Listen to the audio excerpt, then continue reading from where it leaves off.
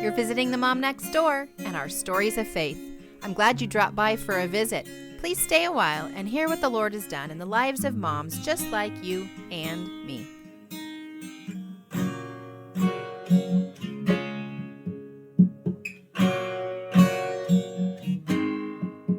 Hey there, friends. I'm Pam Fields, and we have entered a new year.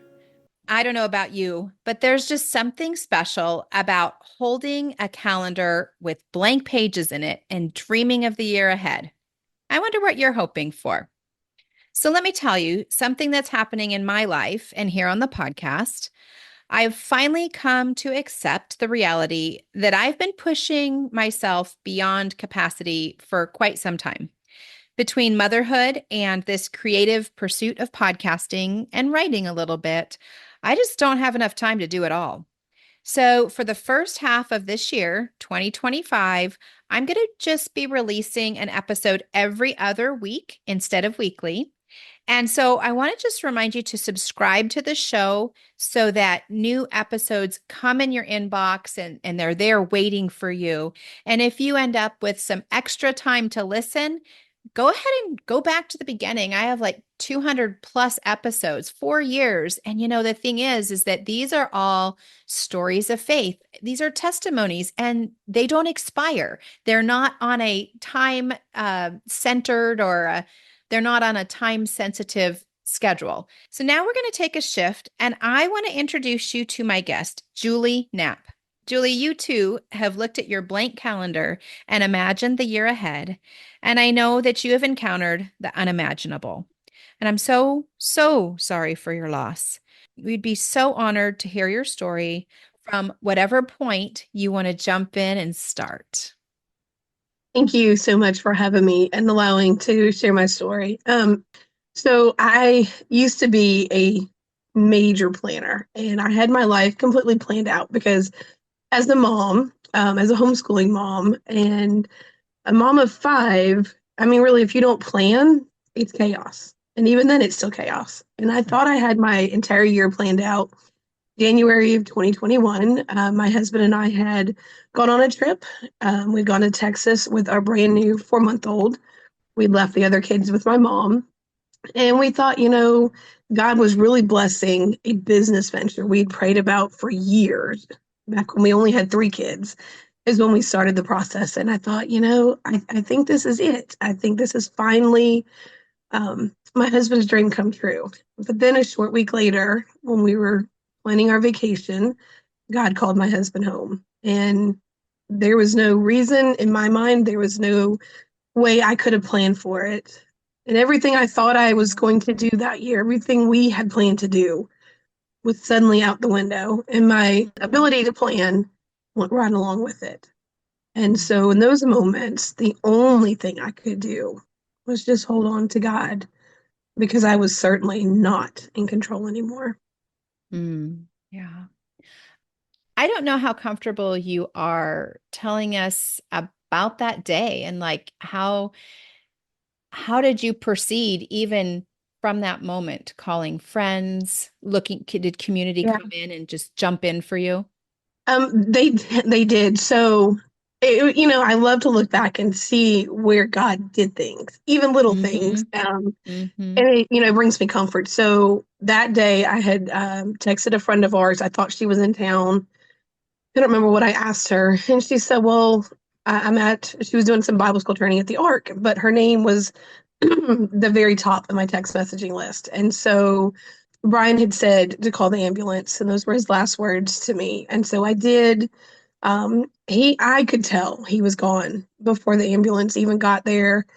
And just the presence of God was just indescribable. And like, if it was that just amazing, is I just don't even know the word, the comfort. And if I got a little taste of that here on earth, like I cannot imagine what Brian opened his eyes to. So I called my parents and I called from my daughter's phone. And, Brian and I love to laugh and we like to always find humor and things. And so I called called my dad and he was like, well, who is this? Dad, I'm the only daughter. There's 4 of us, but I have 3 brothers. So I'm the only girl who could be calling you dad at this moment. So my parents came and I don't remember. I think no, I think I did text my friend back and she was already at the top of the list there. And her husband and Brian were very close friends. And he's an amazing man of God as well. And so I said, "This is what I'm doing. Tell him to meet me at the hospital."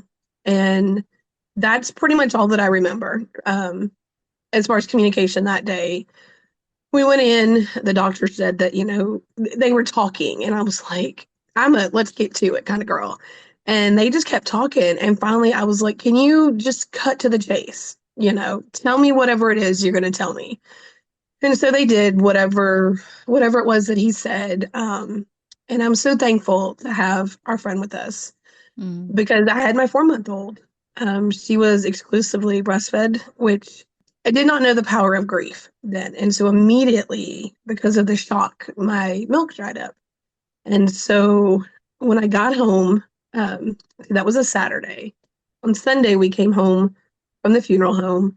My best friend came down. She's about 3 hours away. And we walked in, and my house was filled with people, just lots of people. One person that I'd known since high school was cleaning out my refrigerator. And, it's just people just doing things. And I remember a friend of mine who was very pregnant with, I don't know how many she's got now. She's like me, we have a small herd. And she was carrying a cooler. And she said, "Here, you need this." And I said, "Well, why do I need a cooler?" She said, "Because there's breast milk in it. Because women, I live on the Mississippi Gulf Coast, and women as far north as like Jackson, which is almost the middle of the state, were sending breast milk." I'd never heard of these women. I have no idea who they are. But like I knew we were going to be okay. And there's days that I doubt it. There are days that it is hard and I doubt it. But the community really came around us. His best friend from work, just everyone dropped what they were doing. I texted one of his friends and I said, I need y'all to tell the employees to quit calling his phone. He was a district manager. I said, I need his phone to stop ringing. It has to stop. And immediately, that was it. It was silenced. But just the love that everyone had for him, I knew he was loved. Of course, every wife thinks that of her husband. But I knew that he had made an impact on people because he used to always say, mm. if you need something, call me. It used to drive me nuts. I'm like, people are calling all the time, or maybe you should say, word it differently, because sometimes people won't call, but they did call and they did ask for little things. And when we first met, he had been working with Youth for Christ, which is a parachurch organization. He was 21 when we met. I was 22. And he'd been a youth pastor for a little while, but then he quit that and just worked full time. But his congregation, kind of to speak, was the people he worked with, or the customers, or people that he came into contact with every day. Um, and those people showed up at his funeral and they shared stories of him. And, people that I hadn't seen in years were like, people that I knew from my childhood were like, "Oh, yeah, I knew Brian through this avenue or that avenue." And it was amazing to see how far his work, or his love of God really had spread into the community and how much, his life apart from mine, like what it really meant to other people. Mhm. So, I try to hang on to that and remember that on those very dark days. This time of year it's rough because we are coming up on the 3 year anniversary, the end of Mhm. January. But we just, keep trusting in God and Mhm. holding on to one moment at a time because again, I am so not in control at all. And that's all I can do is trust him. Mhm. How old were your kiddos when the baby was a baby? So they were, okay, I mixed this up because they've all had birthdays now. Yep. They were 14, 13, 9, just turned 4, and then 4 months. So they were little. And Yeah. now they've all, add 3 years now onto Yeah. that. Yeah. And they're all still at home, not quite launched yet. And so all the dynamics in your house have completely changed. Mhm.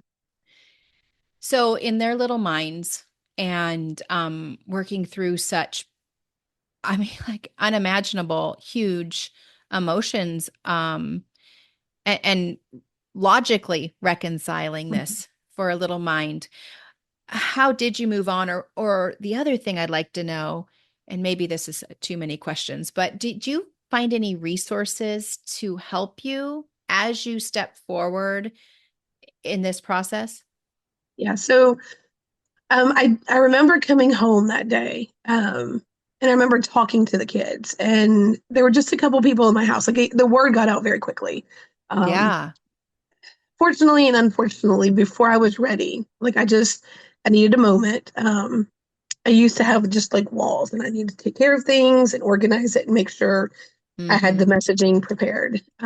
But my church, we hadn't been there very long, and they sent an email out to the entire congregation before I got to tell his coworkers. And so word spread very quickly. But I remember just that day, it was us and my parents and my best friend, who's like a second mom, and then our friend that was with me at the hospital. And I came home and I told the kids, and I don't know what I told them, and I have very little memory of the rest of that day. I know that people were loving on my kids in that moment. People meant well. They tried to encourage him. My oldest, you need to step up. You need to, be the man of the house, which is not what you tell a 4-year old or 14-year old. But people, we don't talk about grief in our community often. And so they didn't know what to say. Right. And for children, somebody told me, and I don't remember who it was, that grief for children is like puddle jumping. For adults, it's like waves that come and crash and then they dissipate and then we can breathe. But for them, especially as we're hitting these milestones, like I have one getting ready to graduate. And he shortly after got his license. So mom had to teach him to drive. So there was the grief in that. And then I have my first two are 14 months apart. And so my second one now has her permit. We have not ventured into driving yet, but each little thing like that brings joy and it brings grief at the same time. Um, Right. Especially going through all their birthdays. All their birthdays are between August and December. And then we roll into Thanksgiving and Christmas. And my anniversary is 2 days after Christmas. We get a little emotional about that one. We would have celebrated 20 years this past year. And then his anniversary day of his death. So there's a lot for them to tackle. There is not a lot of help within the Christian community, particularly for a death that is so out of order like this. And Mm. finding help for children is even worse. I don't say fortunate, but I'm blessed to have a dear friend. We were cheerleaders together back in high school, so 90, 95 or so. Her Uh-huh. husband died about 6 months before mine. And then we have another friend who was another cheerleader, and her husband died. It just was 7 years ago. And so having them to lean on and kind of go ahead of me was the best thing. My heart breaks for them still to Yeah. go through, the same thing. But those are the ones who got me through it. But I did have people who just loved on us. One friend in particular, and she's probably about 20 years older than me. And if you're listening to this, I apologize if I got the age wrong, but she's a little older than me. But her dad died when she was the same age, or roughly, as my third child. And the bond that she has created with that child has just Mm. like I could not thank her enough. Um, Mm. so while there weren't resources per se, there were people in little Mm-hmm. ways that came Mm-hmm. in um, and just loved on us. And Mm. you want to fix things for people, Yeah. but you can't. Like you cannot fix this. So the best thing is just to love on them Mm-hmm. and check on them. My best friend and I, we do Marco Polo. Yeah. And so I've saved some of the very early ones from after Brian died. And they are long, like a half an hour or so to an hour of me just talking it out. Mm-hmm. But that gift that she gave me just to listen, like I Mm. will never be able to tell her thank you enough for doing that. Mm. And even today, there's been some stuff that came up, and she just listens. Mm-hmm. And she doesn't say I'm sorry because she didn't do anything. She Mm-hmm. just listens. And that's really all you can do, listening and prayer. Mm-hmm. What was your foundation like going into this? Did you grow up in the church? And it sounds like you also had family that lived close also to be able to support you. Yeah, so I've always, I grew up in the church. I don't remember ever not being in church. We met at church actually. Okay. I was doing some stuff with, well, back then it was really popular to do the human videos. I keep aging myself with these comments. But, and that's what we were doing. He had come to the church. Well, the very first time I saw him, he came with a band from his home church. And he was everything that I did not want. I wanted the military type, which is that planner in me. Like I knew what we were going to do. And I wanted like the Tom Cruise, the haircut, the everything. And that Uh-huh. was not Brian. Brian, he was a big guy, real big shoulders, about 6'2". He was attempting to grow a goatee. It was not, he was 21. It did not quite grow all the way, but that was the first time I saw him. And I thought, I wonder what it'd like to date a musician. That was June. And in September, Labor Day weekend, we spoke for the first time. We were at church. He was friends with my brothers. And so our first date, or what we consider our first date, was chaperoning the youth group. And we went and saw a movie, and that was it. So all of our courtship and such was at church, in front of these youth. And so both of us had always grown up in the church. Both of our dads have been deacons over the years. Our mom's very active. We both had a really good foundation. His biblical knowledge was more than mine. And it was one thing that I always admired about him. Hmm. And he did the teaching here, which has been a struggle to pick up because that's what he did In your home, dad. in our home. Yeah. Yeah. And Yeah. so So yeah, dad he did that. did Yeah. Mhm. the teaching, the theology, one of the smartest men I'd ever known. I don't know how people who don't have that foundation in Christ, even, a relationship with him, not even a foundation from childhood, but a relationship could survive this. Because I certainly don't believe that I would have without being able to call on God in those dark, dark moments. How have you seen your faith grow? It's not even feels doesn't even feel like it's a fair question, in a way. It's like, It is. why are we even asking you a question like that? But it's such a part of my story, though, and I Yeah. like that question. I learned, I understand like when people say, we trust God with everything, and I get that. Like my brain got that, and even that's why we have 5 children because we just like let go and wanted to trust God. But that was easy because we were married and we could handle it. And there were times where it was difficult. Like when my third child was born, we had nothing. It was the worst time, but God was taking care of it. But this is different because I don't have my partner. And so when I say I have to trust God with everything, like I have nothing. And in those moments, those last moments doing CPR in my room, I just remember like, God, I don't know how I'm going to be able to do this. And that's when I felt like him whisper, trust me. I will say I've been angry at him, very angry at times. One of the things we just started talking to our kids about was, God gave us all these emotions and we are free to feel all of them as long as we act responsibly with them. Being angry means you don't lash out in anger, you don't lose your temper, those things. And so somewhere growing up, I picked up that I could never be angry at God. Mm. But then I realized, like, Julie, you're wrong there. It's okay to be angry at God.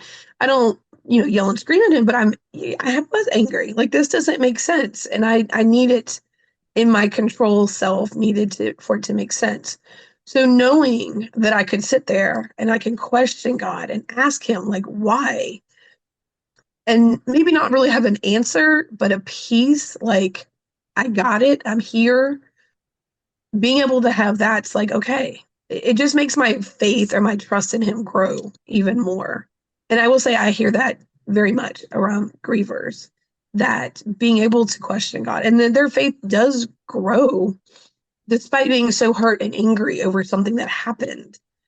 knowing that there is a plan, that he is the author of life and he knows the beginning and the end. And regardless of what we've been doing that day, that God said, this is it. Knowing that there's that plan, I can hold on to that and I can trust that. And even when it's hard, I know that there's like, he's not done with me yet and that there's still more to come. The approachableness of God and the Mm-hmm. fact that you don't have to put on some facade and act like you've got it all together. Like you said, you can experience those emotions. And I think it's so, at least in my nature, to believe I'm not going to experience emotions. I will not allow emotions to take place. And then I forget that God is the one, the creator of those emotions, Right. and that he's given them to us for a gift, for a Mm-hmm. purpose. Yeah. And I can see how your friend on Marco Polo really fulfills a spot for connection because, I when something happens in our home, I've been married 30 years, and something goes on, and the first text you want to send out is to your husband. And so I can't even fathom, when you're here, you it's like you almost want to send him a text and say, oh my goodness, you won't believe what just happened. Yeah. How am I going to do this on my own? What do you think I, should do? And so such an abrupt halt to that companionship has got to be very difficult and something I can't quite imagine. Um, Aside from your friend with the Marco Polo, she has to be a very, very close friend. Mhm. Um, is there a way that maybe you did experience or you wish you had experienced? Like, can you give me a pointer if I had a friend in my locality that experienced similar loss? Like what, give me some tools. What could I do to Sure. minister to her heart and to her children and help her through this transition? Yeah, so this is what I tell people now. In the first couple months, especially since we've been, I've lived on the Gulf Coast most of my life, and he is too. So we had a big group of people that we knew. The first, I think, 4 or 5 months, there's support there. People remember it's fresh on their minds and such. But after 6 months, that support typically is gone. It's not that anybody does it intentionally. It's that, he's present in my life daily, but he's not in theirs daily. So that, like, I'm missing that piece that's missing. It's not missing from theirs. And so I would get very angry. Like, their world is continuing and mine has just stopped. But they don't, we experience that loss separately. So what I tell people is pay attention to those 6 months. That support will drop off. It's just normal. It's not ill-intended. But when you get to about that 6 month point, that's when reality is starting to set in. And through that first year is when you need people. And, for me, I was still just trying to get my head above water. And I don't remember most of that first year. But the people who would text me, like it was his birthday or Mother's Day or whatever, those little moments of, I love you. I'm praying for you. I had one friend who got a babysitter for me every 2 weeks for a couple months because, as a mom with children, turning off is extremely difficult. And so having somebody that was in my home taking care of them, and then we forwarded any calls to my friend. Her name's, we call her JJ. And so JJ took the calls and from my kids. And so that way if they needed, permission, can I do this, whatever, they went to her. So I could turn off. And that right there, being able to like have time for grief because there's not time. There is no time. There's barely time to go to the bathroom, let alone grieve. And so having somebody to just say, okay, here, I'm in your home, go wherever, turn off for a little bit, or even taking the kids out of the home because like I'm very rarely here without them. And that is something I still would like to be able to do that. Here without them to breathe.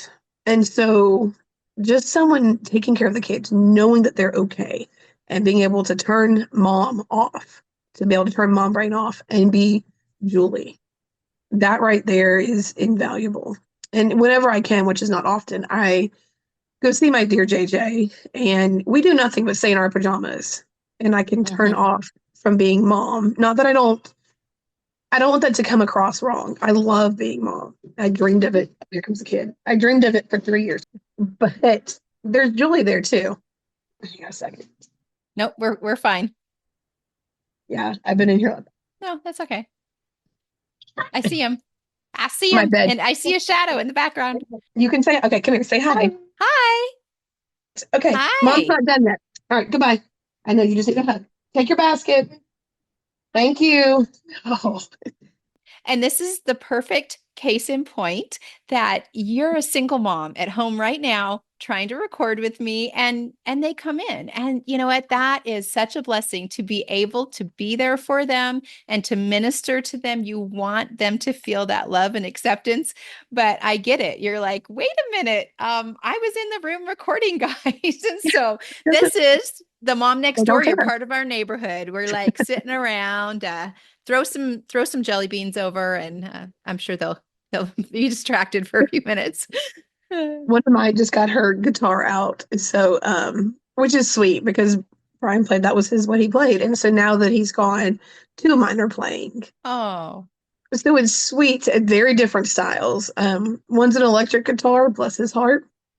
He's a senior, uh-huh, 17, all the hormones and emotions that I feel like it's not fair.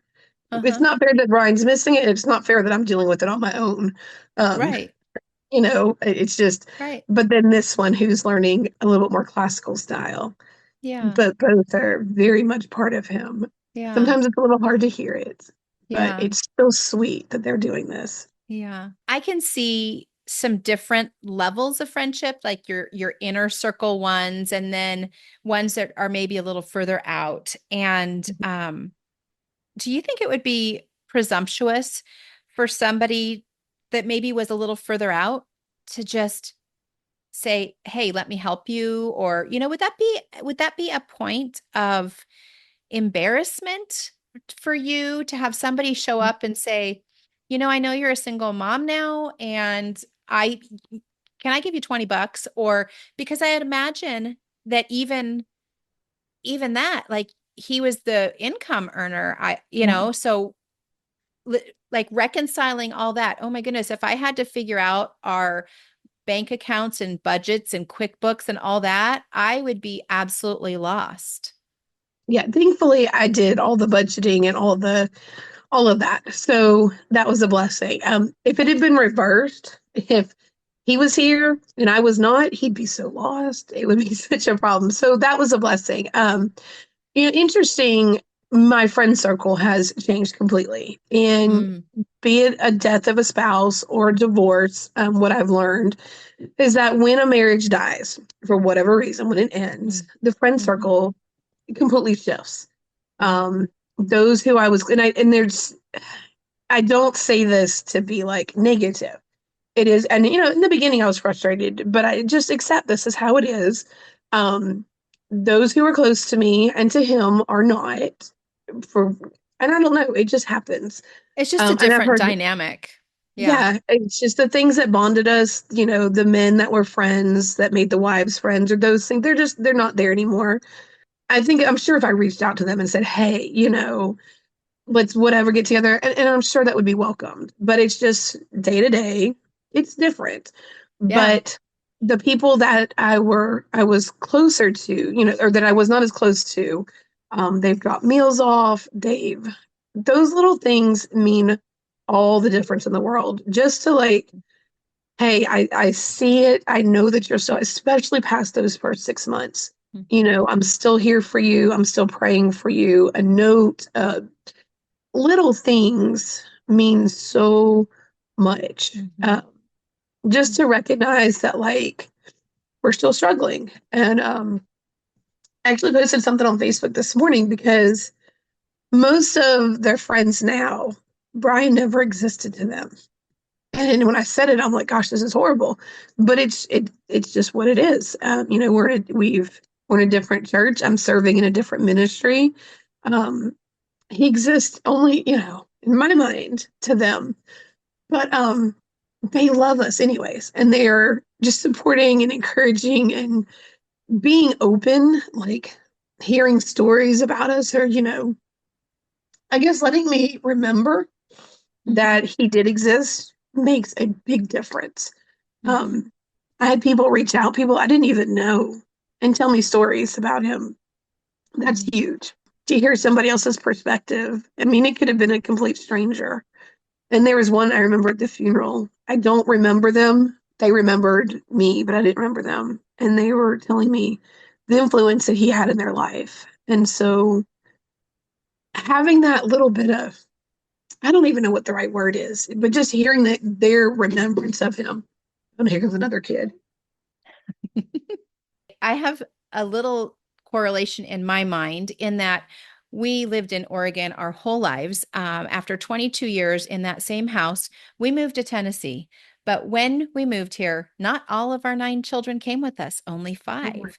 And the other ones were adults. They're out doing good things and they're on to their lives and all that. But we moved here and nobody knows that I'm the mom of 9, right? They don't know it. It's like those older children don't exist to them either. So I understand that. It's like they're so much a part of my life. Mhm. But other people don't even realize that they've been around at all. And then I have a son who went into the military when he was 18. That first year he was gone, that Christmas, we were all going to gather outside and do a family picture, and he wasn't there. And that Mhm. broke me. It absolutely broke me. I printed off a snapshot of him in his uniform, and I was going to hold that during our family picture because he's part of our family. How Yeah, dare he not be here for our family? He's part of our family. We can't take a picture without him. And then when we moved here, that's another thing. Like, I thought, how can we take a family picture? Everybody's not here, but it also wasn't right. realistic because some of them were living 2,000 miles away. And I want to ask you, have you had a chance to take a family picture? Because this is your new family, this is your new life. We did. So he died in the end of January. And that first Easter, I was like, we are not going to be home for the first holiday. Well, Yeah. Valentine's Day, that was a doozy. So I said, we're going to be gone. So we went to the beach, and I live at the beach. We went to Gulf Shores, Alabama. Okay. They have real waves over there. We don't, and that's the difference. And we went down to the beach, and I got someone took a picture of us. I haven't framed it yet. I just haven't. It's been a lot. And then Yeah. the following summer, so this was last summer. Well, what year are we in? Summer 2023. A friend of mine who's a photographer came down she lives up near the middle of the state. And she said, "Can I do your pictures?" And they are gorgeous. And they only live on my phone and on Facebook. Just haven't been able to put them up. I do have, so we had pictures done right before, like that Christmas before he died. So maybe a month and a half before he died, we had pictures done, Yeah. Yeah. which I'm so thankful for. And so Yeah. that picture I did put up, and I need to, especially for my little two. Of course, my baby, or well, she's not so much a baby anymore, but she's 3. There's no memory, and her memories will only exist through us. And my little guy, he remembers a little bit. He had just turned 4 the beginning of December, and he has a few memories, but they won't last. So I need to put pictures up, and I need to Yeah. put our picture, like our new pictures up. But yeah, I haven't made it that far. Yeah. And, I say a lot that grief and joy can coexist. And even the days before the funeral, we even went from crying to laughing. It was like a pendulum just swinging, crying and then laughing. And even so here at the house, grief and joy very much coexist. But Mm-hmm. just haven't been able to put that new picture up yet. Mm-hmm. Um, I have to schedule time for grief, Mm-hmm. and I have not scheduled time for that one yet. So it will come. But yeah, we have taken them, and I've thought about we do senior pictures for my son after Christmas, and so we'll probably do another family portrait then. Hopefully, that one will make it up to the wall. Yeah. Well, these things take time under any circumstances. You're a busy mom with 5 kids at home. And so God gives us grace. What is the verse?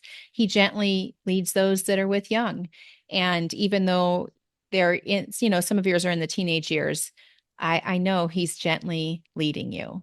Your life has had some major transitions, and we know life is always changing. And then as each one grows up and moves out to college or on their own or whatever, you're going to go through another transition and another change, like over and over again. Part of that is some things that God is calling you to do now. And so I'm excited. That's how I got to meet you, is that we were on a communications group together, I think, or I don't remember, some sort of communications group together. And I said I would love to share your story. So tell everybody that's listening what you're up to. So I am so excited about what I'm up to right now. When I was in high school, I wanted to be a lawyer or a judge or a senator and a writer. And I became a mom instead. And so all of those dreams kind of went by the wayside. But a friend of mine connected me with a friend of hers. And through a lot of prayer and praying with my pastor, we decided that maybe I should begin speaking. And I've spoken in public on various topics about my state. So I'm familiar with speaking in that sense, but speaking about myself, well, that's a whole different story. But I know that if I walk through something, that somebody else is probably walking through it. And Brian used to say, if us going through something meant that we could help somebody else, it would be worth it. And while I don't know if I would ever quite say it was worth it on this part, being able to share my story and share Brian's story and the way that God has worked in my life and is continuing to work, that is something I am very passionate about. So I've begun speaking as a professional Christian speaker. And once I dipped my toe into the water a little bit, God pushed me around to somebody else. And I am very excited that my first book, it's a group project. There's 30 different authors with 30 different unique, amazing stories of God's love and God's grace and his faithfulness. So the book is called Strength in the Storm.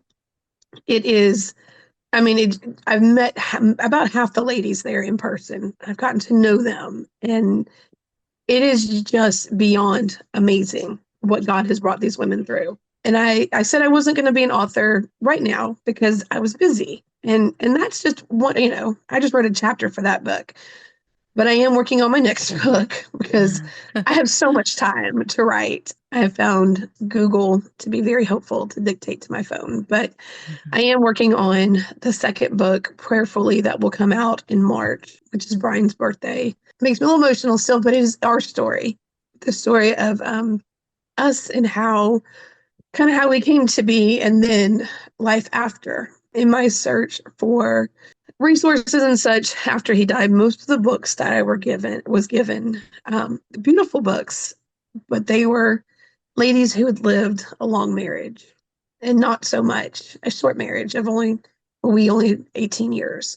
So I pray that by sharing my story in our book and pouring myself into that the next time this happens, because it will, and it's happened several times in my community over the last several weeks, the next time a young widow with children, loses her husband, somebody can read from my book and say, hey, this is what she walked through, and let it touch somebody else, and let my story and the way God used me be able to touch their life and to help heal them as well.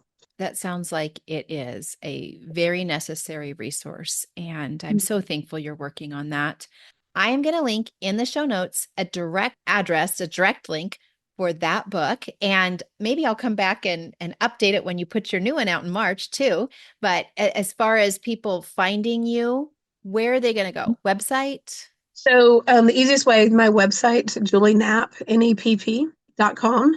And I've linked all my socials. I'm still kind of working some of it out. It's very much a learning curve.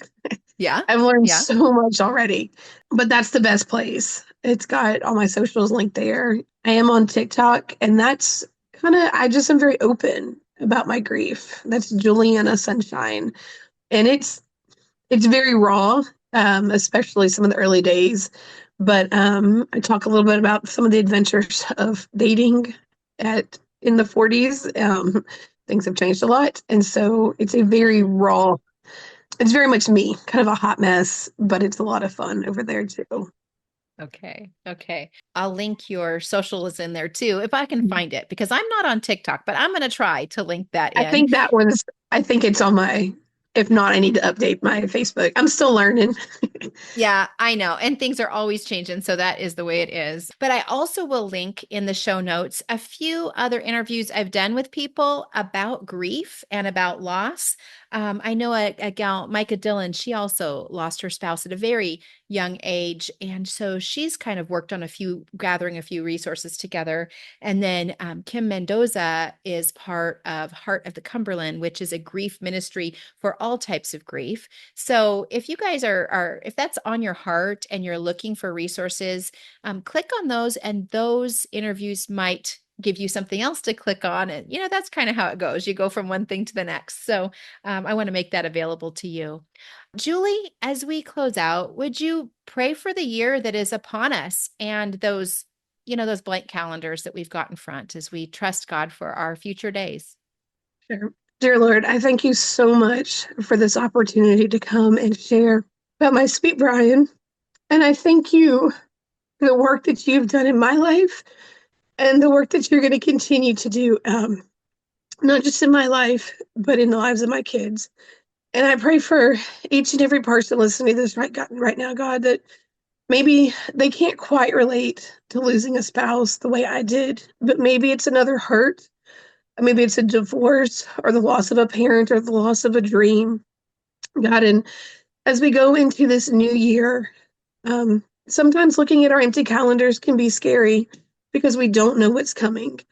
Or sometimes we just want to hang on to the control because it feels safe. But Lord, I just ask that for each and every person who's listening, that they pray over their calendar, that they pray for your will to be done in their lives, that you guide them, and you just make your love known to them, Lord. And if there's any unbelievers or those who are maybe a little skeptical who are listening, God, I just ask that you show yourself to them in such a real way.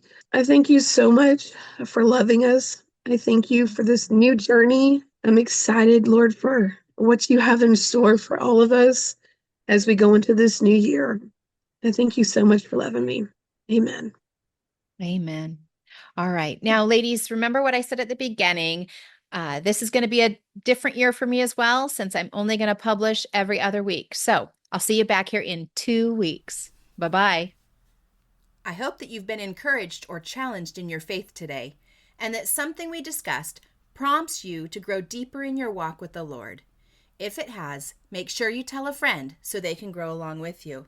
And if you or a friend would like to be a guest and share about God's faithfulness in your life, please email me at podcast@tendingfields.net. Because when we tell of God's faithfulness, we never run out of stories. Whatever is true.